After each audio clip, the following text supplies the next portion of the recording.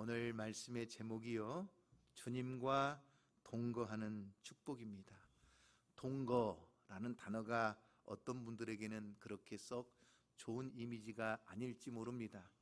그래서 주님 안에서의 축복 이렇게 하려고 했지만, 말씀의 정확한 의미가 주님과 동거하는 축복, 이것이 훨씬 더 의미가 깊겠다 싶습니다. 자, 동거라고 하는 것은 주님과 함께 하는 것을 말합니다. 주님이 내 안에 거하시고 내가 주님 안에 거하면서 주님과 함께 사는 것, 이것을 바로 동거라고 합니다. 예수님께서 요한복음 15장 말씀에서 포도나무와 가지의 비유를 말씀하셨어요. 그런데 왜 이 비유를 예수님께서 말씀하셨을까? 그 배경을 좀 먼저 정확하게 이해할 필요가 있겠습니다. 여러분, 요한복음 13장 말씀에 보면 예수님께서 제자들과 함께 최후의 만찬을 드십니다. 그리고 제자들에게 세족식을 하십니다. 그리고 요한복음 14장에 오면 너희는 마음에 근심하지 말라 하시면서 그 제자들에게 가르쳐 주십니다. 그리고 14장 맨 끝에 말씀 31절 말씀을 여러분 한번 보시면 이렇게 나와요. 14장 31절 말씀을 보면 맨 끝에 뭐라고 나오죠? 일어나라, 여기를 떠나자. 다시 말하면 최후의 만찬을 나누셨던 그 장소를 떠나셔서 이제 어디론가 자리를 이동하시는 것입니다. 어디로 가셨을까? 그런데 요한복음 17장 말씀에 가서 보시면 바로 예수님은 겟세마네 동산에 들어가셔서 땀이 핏방울처럼 떨어지도록 하나님 앞에 간절히 기도하시지만, 주님은 가룟 유다의 배신으로 붙잡혀서 이제 고문을 당하시고 결국은 십자가에 못 박혀 죽으시게 됩니다. 그러니까 요한복음 이 15장과 16장 말씀은 예수님께서 최후의 만찬을 나누신 후에 겟세마네 동산으로 가시면서 그 중간 어디쯤에서 제자들에게 가르쳐 주시고 말씀하신 내용이라는 것입니다. 특별히 신약을 연구해온 고데시라고 하는 성경학자는 오늘의 말씀은 예수님께서 겟세마네 동산 근처 포도나무 과수원을 지나치면서 그 포도나무 과수원 앞에서 제자들에게 말씀하신 내용이라고 해석을 했습니다. 이제 시간이 얼마 남지 않았습니다. 불과 몇 시간이 지나면 예수님은 붙잡히시고 제자들과 작별을 하셔야만 합니다. 그런데 제자들과 헤어지기 전 마지막 시간에 예수님께서는 이 세상에 홀로 남겨질 제자들이 혼란을 겪고 두려워하고 그래서 방황하고 이러한 상황이 불보듯 뻔하게 보였습니다. 그러기에 예수님께서는 아버지는 농부이시고 나는 참 포도나무인데 너희는 그 포도나무에 붙어있는 가지다. 그러니 가지가 나무에 꼭 붙어 있어야 되듯이 너희는 꼭 붙어있는 자가 되고 그리하면 저절로 열매를 맺게 될 것이라고 가르쳐 주시면서 너희가 내 안에 있고 내가 너희 안에 있다는 이 영적인 연합의 관계를 제자들에게 가르쳐 주십니다. 여러분, 주님과 동거한다는 게 뭐예요? 주님과 동거한다는 것은 주님과 꼭 붙어 있는 것을 말합니다.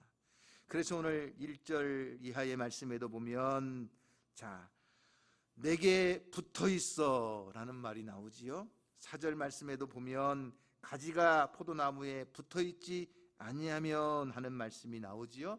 다시 말하면 주님과 동거한다는 것은 뭐예요? 주님과 딱 붙어 있는 것을 말해요. 우리의 신앙생활이라는 것은 늘 주님과 붙어 있는 훈련이에요. 주님과 떨어지면 안 돼요. 그러면 마귀의 시험이 찾아오고 우리를 넘어뜨리려고 하는 수많은 유혹 가운데 넘어질 수밖에 없어요.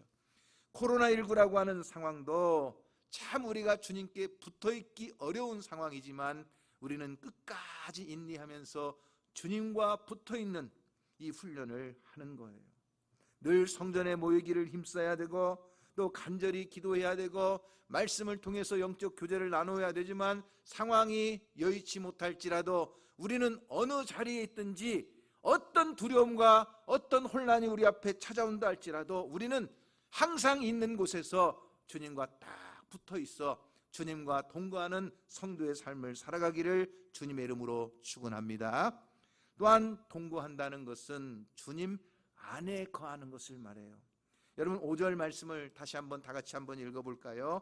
5절에 보면 이렇게 나와요. 나는 포도나무요 너희는 가지라. 그런데 주님과 동거한다는 것은 뭐예요? 그가 내 안에 내가 그 안에 거하면 사람이 열매를 많이 맺나니 나를 떠나서는 너희가 아무것도 할 수 없습니다.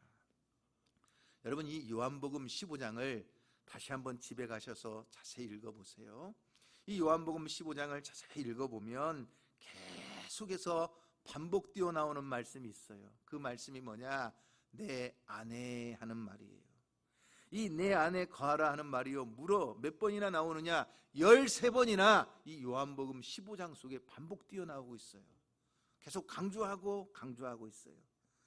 헬라어로 엔 크리스토 주님 안에 거하라는 이 말씀이요 헬라어의 이 말씀이 신약 성경에만 2700번이나 넘게 사용하고 있어요. 그만큼 신약 성경의 중심, 우리의 신앙생활의 중심이 뭐냐? 주님 안에 거하는 거예요.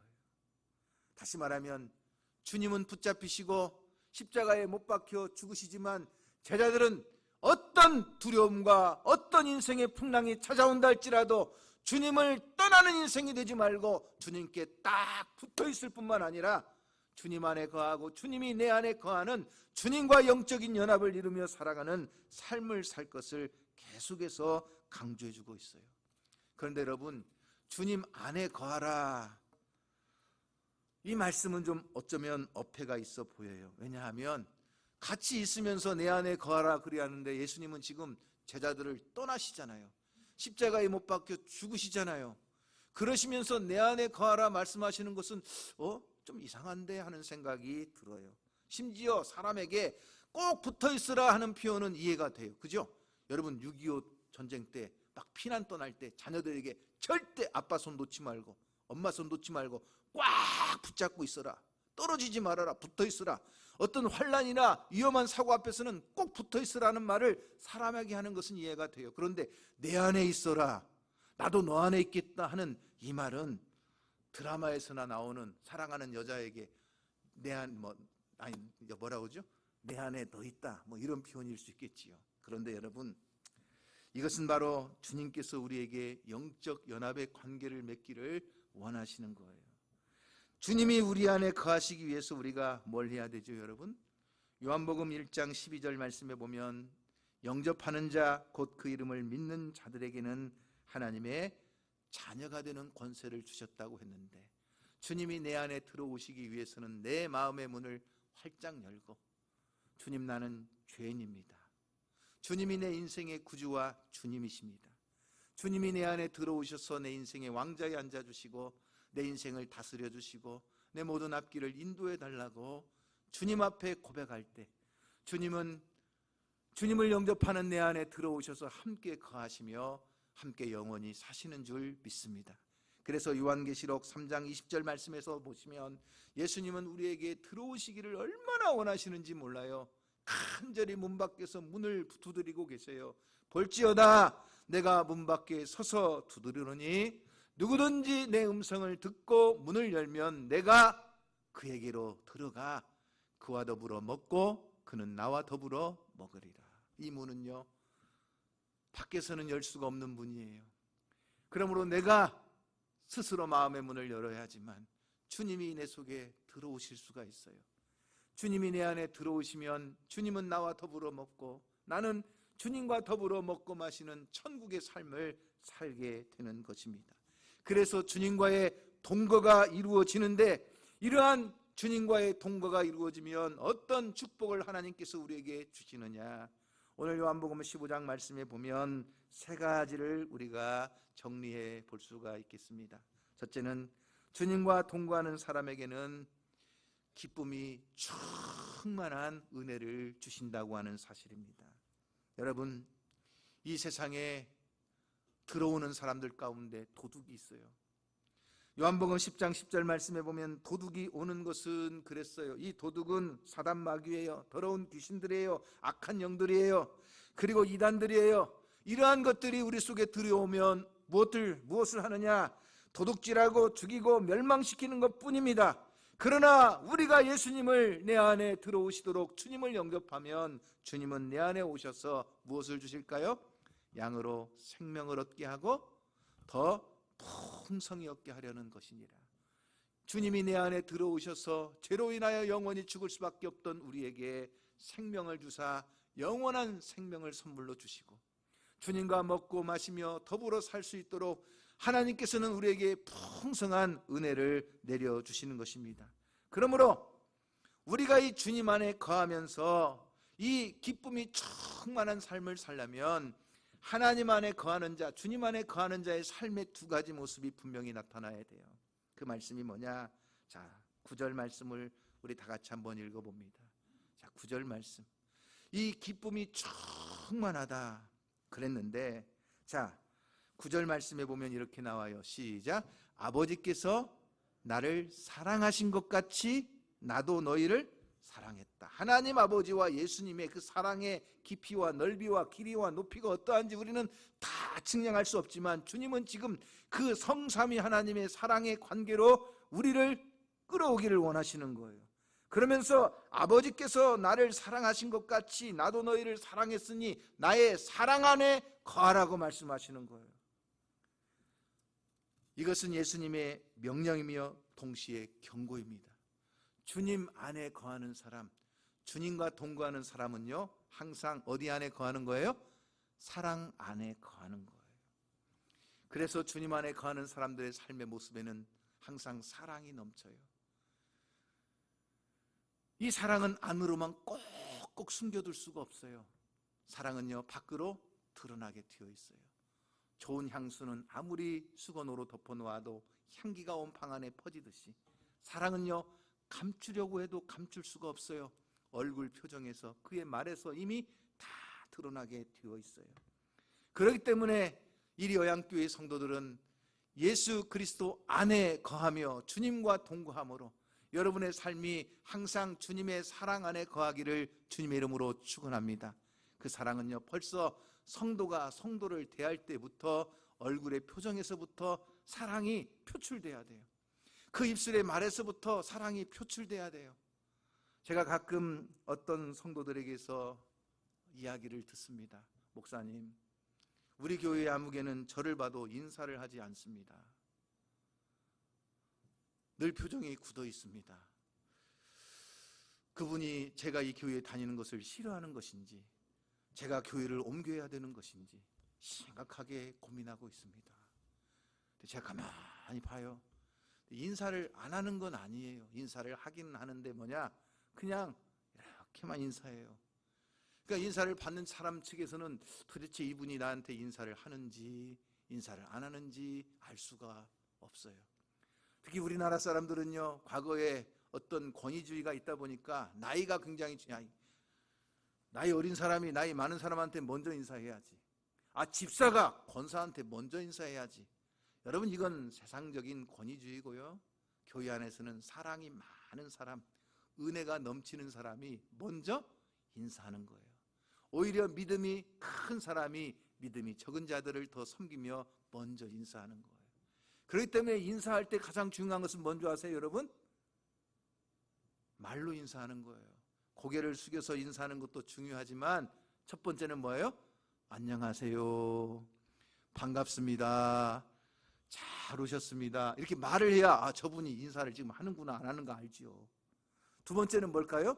얼굴 표정이에요. 표정과 이게 얼굴은 다 굳어 있으면서 잘 오셨습니다 하면 여러분 이분이 지금 내가 지금 오기를 좋아하는 건지 싫어하는 건지 알 수가 없잖아요. 벌써 얼굴의 표정에서 밝은 얼굴로 안녕하십니까, 잘 오셨습니다, 참 반갑습니다 이렇게 오늘도 은혜 많이 받으세요 이렇게 인사를 해야 되잖아요. 자, 연습을 한번 해보겠습니다. 마스크를 쓰고 있어서 얼굴은 잘 보이지 않겠지만 그래도 여러분들이 지을 수 있는 가장 반가운 얼굴을 가지고 앞뒤좌우로 한번 인사합니다. 자, 안녕하십니까? 반갑습니다. 참 잘 오셨습니다. 누가 이렇게 인사해야 된다고요? 예? 항상 보면 세상은 나이 어린 사람한테, 어린 사람이 높은 사람한테 하고 직급이 낮은 사람이 직급 높은 사람한테 인사하고 그래야 되겠지만 교회는 주님의 은혜를 많이 받은 사람, 믿음이 큰 사람, 그래서 먼저 섬기기를 기뻐하고 하나님의 사랑 안에 거하는 사람이 먼저 인사하는 거예요. 할렐루야. 아, 나 저 사람 잘 모르는데 저 사람이 어디서 왔을까? 이런 의심의 눈초리로 쳐다보지 마시고 모르는 사람이 있으면 더 먼저 가서 아이고 반갑습니다. 잘 오셨습니다. 서로 이렇게 모르는 사람을 봐도 먼저 인사할 수 있는 성숙한 성도가 되기를 주님의 이름으로 축원합니다. 제가 늘 연말이고 신년이 되면 교회 맨 입구에서 안내하시는 분들이 계세요. 우리 김명순 권사님이 목사님 제발 나는 좀 이름 좀 빼주시지 또 넣냐고 그래요. 또 우리 이종영 장로님이 항상 앞에서 지금 코로나 기간 동안 2년 동안에도 계속 열 체크하시고 안내를 하세요. 근데 제가 이 두 분 안내하시는 거 보면 마음이 참 흐뭇해요. 왜냐하면 여러분 안내하시는 분들이 이 앞에서 인사할 때 중요한 게 있어요. 어떤 분은 나하고 친하니까 어서 굉장히 막 자기가 막 오버하면서 막 반갑게 인사해요. 그 다음 사람이 따라와요. 예, 어서 오세요. 그럼 그 뒤에 오는 사람이 시험 들어요. 저 사람한테는 막 어서 와! 막 손을 흔들면서 인사하고 내가 들어가니까 어서 오세요. 그러면 나는 이 교회에 오는 것이 반갑지 않은 것인가? 이런 또 시험을 받을 수가 있어요. 근데 우리 이종영 장로님이나 김영순 권사님을 보면 제가 보면 늘 한결같아요. 누가 오시든지 간에. 여러분 우리 교회 안에서 인사하는 것도요. 물론 반가운 사람이 있어요. 또 덜 반가운 사람이 있을 수 있어요. 그러나 교회 안에서 인사할 때는 항상 어떻게 해요? 모르는 사람을 대하든지 좀 내가 불편한 사람을 대하든지 항상 똑같이 인사하는 게 중요해요. 그럴 때 이 교회가 더 성도의 교제가 아름답게 이루어지고 정말 사랑 안에서 은혜가 넘치는 교회가 될 줄로 믿습니다. 오늘부터 여러분들이 지금까지는 어떻게 했을망정 오늘부터는 모르는 사람을 봐도 어떻게 해요? 반갑습니다. 참 잘 오셨습니다. 여러분 아는 사람을 봐도 똑같이 인사하고. 자, 다시 한번 연습해 보겠습니다. 앞뒤좌우로 시작. 안녕하십니까? 반갑습니다. 거기에서 또 더하면 주님 안에서 사랑합니다, 축복합니다 하시면 더 좋겠지요. 그렇게 여러분 우리가 사랑 안에 거할 때 기쁨이 충만하다는 거예요. 사실 지금 오늘 우리가 읽은 이 요한복음 15장 1절 이하의 말씀의 결론이 뭐예요? 11절 말씀을 한번 읽어보세요. 11절 말씀의 결론이 뭐예요? 내가 이것을 너에게 이름은 내 기쁨이 너희 안에 있어서 너희 기쁨을 충만하게 하라. 기쁨을 충만하게 하시려고 하나님께서 지금 이 말씀을 하시는 거예요. 그러므로 주님 안에 거하는 사람의 특징은 사랑 안에 거하는 거예요. 또 하나 특징이 있어요. 뭐예요? 말씀 안에 거하는 거예요. 말씀 안에. 바로 이것이 우리의 삶의 기쁨이 충만한 비결이 된다는 거예요. 자, 그 다음 9절 10절 말씀을 한번 읽어봅니다. 10절 말씀에 보면 이렇게 나오죠. 내가 아버지의 계명을 지켜 그의 사랑 안에 거하는 것 같이 너희도 내 계명을 지키면 내 사랑 안에 거하리라. 말씀을 즐거움으로 기쁘게 지키는 거예요. 그럴 때 우리가 세상에 어떤 풍랑이 만나고 어떤 태풍이 우리에게 불어닥쳐도 우리는 그 말씀을 지키는 삶 안에서 하나님의 기쁨을 맛보게 된다는 거예요. 여러분 인생을 살다 보면 각자에게는 인생의 풍랑이 불어닥쳐요. 우리가 성경을 보면 예수님의 제자들이 배를 타고 갈릴리 바다의 저 건너편으로 가는데도 풍랑을 만났어요. 요나가 하나님의 뜻을 거역하고 도망치려고 배를 타고 저 다시스로 가는 배를 타고 가는데도 풍랑을 만났어요. 사도 바울은 로마의 복음을 전하고 싶은 간절한 위대한 사명을 가지고 지금 로마를 향해서 가고 있는데도 유라굴로라는 광풍을 만났어요.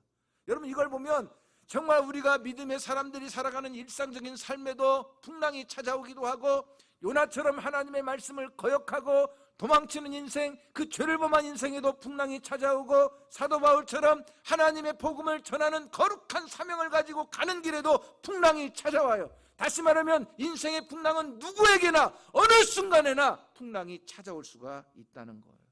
그러나 그 인생의 풍랑이 찾아올 때 가장 중요한 것은 뭐예요? 내가 주님 안에 있는가, 주님이 내 안에 있는가를 점검해 보는 거예요. 주님은 저 풍랑이는 바다를 걸어서 찾아오시고 그 풍랑을 잔잔케 하시는 줄로 믿습니다. 요나가 그 풍랑 가운데 물고기 뱃속에 들어갔지만 그가 회개할 때 그 물고기가 요나를 다시 토해내고 다시 하나님이 맡겨주신 사명의 자리에 서게 된 줄로 믿습니다.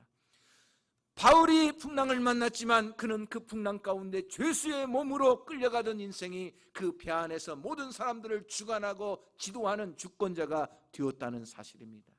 인생의 풍랑이 오늘 우리에게 하나님의 안에 거하면서 말씀을 지키는 자들에게는 반드시 그 풍랑을 극복하고 승리하도록 하나님이 역사해 주시는 줄로 믿으시기를 바랍니다. 여러분, 세계에서 명마로 인정받는 말들이 있는데 그 말들이 미국 켄터키주에서 생산하는 말들이라고 합니다. 그 말의 가격이 여러분 보통 얼마인 줄 아세요? 50억에서 60억이라고 합니다. 놀라는 사람이 하나도 없어요. 50억 가지신 분이 있지도 않으면서 50억에서 60억 정도 하는데, 이 미국의 켄터키주에서 나오는 이 말보다 세계적으로 가장 월등한 명마가 있어요. 가장 알아주는 영국의 명마인데 이 명마는 아라비아산 명마예요. 아라비아산 명마의 이 부의 혈통을 잇는 말들을 영국에서 가장 명마, 세계에서 가장 큰 명마로 알아주는데 얼마가 가느냐? 160억까지 간다는 거예요. 그런데 이 아라비아산 명마에 대한 유래가 있어요. 왜 이 말이 가장 유명한, 세계에서 가장 유명한 명마가 되느냐 하면, 과거에 옛날에 이 말을 훈련시키는 아주 탁월한 사람이 있었는데 말 100마리를 가지고 훈련을 시켰대요. 말 100마리를 가지고 훈련을 시키면서 어떻게 훈련을 시키느냐? 나팔을 길게 불면 말들이 막 달려나가도록 훈련을 시키고, 나팔을 짧게 불면 말들이 돌아오는 훈련을 시키고, 이것을 계속 반복해서 훈련을 시키는 거예요. 그러니까 나팔을 길게 불면 말들이 막 달려가고, 나팔을 짧게 불면 말들이 뒤돌아오고. 그러는데 일주일 동안 마구간에 우리의 이 말들을 100마리를 딱 가두어 놓고 꼴만 먹이는 거예요. 물을 주지 않는 거예요. 여러분 생각해 보세요. 일주일 동안 물을 먹지 못하는, 마구간에 갇혀서 물을 먹지 못하는 이 말들이요, 이제 물냄새, 5분만 달려가면 저 호수가 있고 그 호수에서 물을 마실 수 있는데 그 물냄새에 이 말들이요 막 갈증을 느끼면서 막 갈급하고 이제 막 발을 구르는 거예요. 그렇게 일주일이 딱 지난 다음에 마구간 우리의 문을 탁 열어요. 말들이 어떻게 될까요? 일주일 동안 물을 마시지 못한 말들이 그 냇가로 사정없이 달려가는 거예요. 물을 마시려고. 그럴 때 이 말을 훈련시키는 이 조련사가 나팔을 짧게 부는 거예요. 돌아오라는, 계속 나팔을 부는 거예요. 그런데 그 가운데 다 자기의 그 갈증과 목마름 때문에 그 아무리 나팔을 불고 돌아오라고 명령을 해도 말들이 막 다 냇가로 가서 사정없이 그 물을 먹는데 딱 100마리의 말 가운데 4마리만 되돌아왔다는 거예요. 그래서 그 4마리의 말을 가지고 그 말을 훈련시키고 그 말의 혈통을 이어서 지금까지 내려오는 이 아라비아산 명마가 영국에서, 세계에서 가장 뛰어난 명마로 지금까지, 그래서 160억이나 된다는 거예요. 저는 이 이야기를 들으면서 한 가지 깊은 생각을 했어요. 세상의 풍조는 나날이 바뀌고 우리 인생에는 수많은 영적 갈망이 있어요. 여러분이 살다 보면 갈망이 있죠. 자녀에 대한 갈망, 물질에 대한 갈망, 삶의 여러 가지 갈망들이 있어요. 그래서 여러분들의 마음에 막 갈증을 느끼면서 막 원하는 것들이 있어요. 그때 우리는 그 내가 갈망하는 것을 향해서 막 쉬지 않고 쏜살같이 막 달려가는 거예요. 돈을 향해서 막 달려가죠. 쾌락을 향해서 막 달려가죠. 내 어떤 욕심과 야망을 채우기 위해서 막 달려가죠. 그 달려가는 순간에 하나님의 나팔 소리와 같은 말씀이 들리는 거예요. 그때 우리는 그 가던 길에서 돌이켜 하나님의 말씀의 자리로 돌아오는 것, 바로 이것이 하나님이 기뻐하시는 사람이에요. 오늘 말씀에 거하는 것처럼 정말 하나님의 계명을 지키는 거예요. 말씀에 순종하는 거예요. 그 말씀을 내 삶에 적용하면서 말씀을 따라서 내 가던 길을 멈추고 돌이켜서 하나님의 말씀의 자리로 돌아오는 그 인생을 하나님은 기쁘게 받으시사 그 인생을 명품 인생으로 만들어주시고 하나님의 축복하시는 사람으로 삼아주시는 줄로 믿으시기를 바랍니다. 여러분, 오늘 말씀에서 가장 중요한 게 뭐죠? 붙어있으라는 거예요. 붙어있지 않으면 열매를 맺을 수 없다는 거예요. 열매를 맺는 것은요, 내 힘으로 맺는 것이 아니라 포도나무이신 주님 안에 붙어있기만 하면 뿌리로부터 영양분을 공급받고 나무에서 그 모든 영양분을 공급받아 가지는 저절로 뭐예요? 열매를 맺는 거예요. 사랑하는 성도 여러분, 오늘 우리가 하나님의 말씀을 듣고 순종하면 주님의 나라에서 하나님께서 우리 안에 크신 축복을 허락해 주실 줄로 믿습니다. 두 번째죠. 두 번째, 주님과 통과하는 자에게 어떤 축복을 주시느냐? 열매를 많이 맺는 복을 주신다고 하는 사실입니다. 자, 5절 말씀을 한번 읽어보겠습니다. 5절 말씀 시작. 나는 포도나무요 너희는 가지라. 그가 내 안에 내가 그 안에 거하면 사람이 열매를 많이 맺나니 나를 떠나서는 너희가 아무것도 할 수 없습니다. 주님 안에 거하는, 주님과 동거하는 삶을 살면 열매를 많이 맺는, 그것도 어떻게 해요? 저절로 열매를 많이 맺는 삶을 산다는 거예요. 그러니 여러분, 중요한 것은 우리의 힘으로는 절대 열매를 맺을 수 없다는 거예요. 다시 말하면 가지가 포도나무이신 주님에 딱 붙어있지 않고 주님 안에 거하고 있지 않으면 열매는 아무리 힘쓰고 애쓰고 노력하고 수고해도 얻지 못한다는 거예요.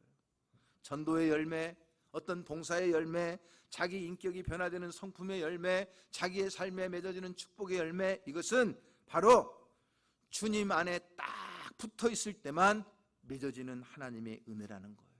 오늘 여러분에게 정말 2022년도에 하나님의 풍성한 축복의 열매를 거두는 성도가 되기를 주님의 이름으로 축원합니다.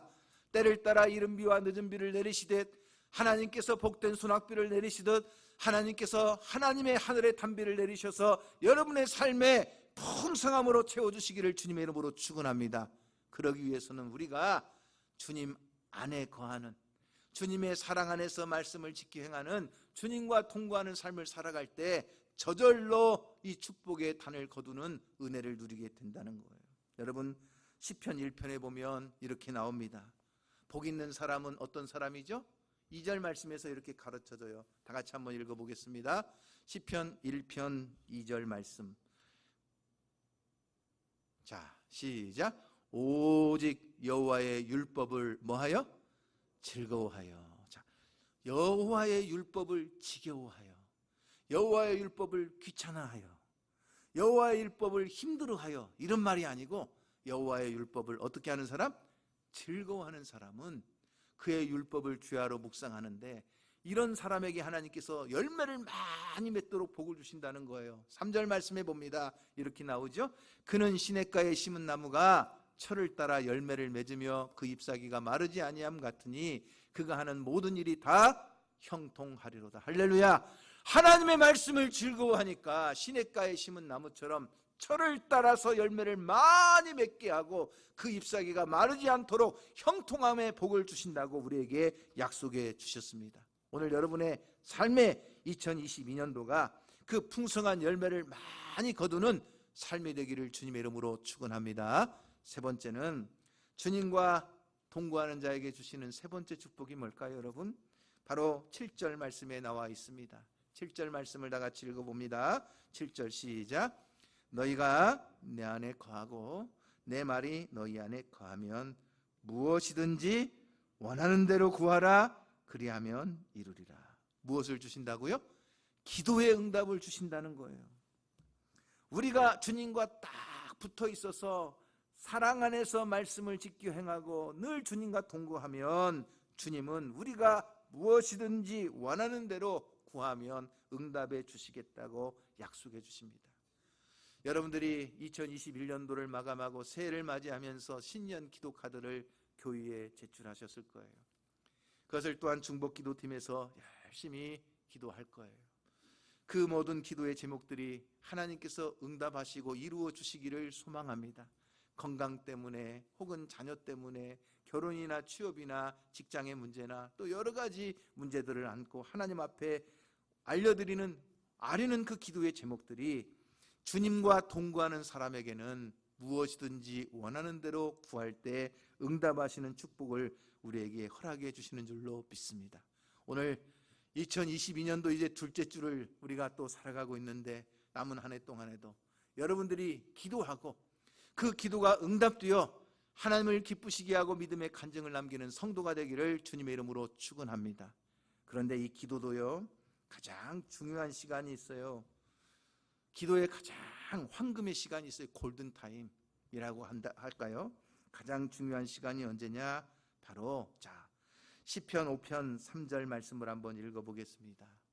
기도의 가장 골든타임이 있어요.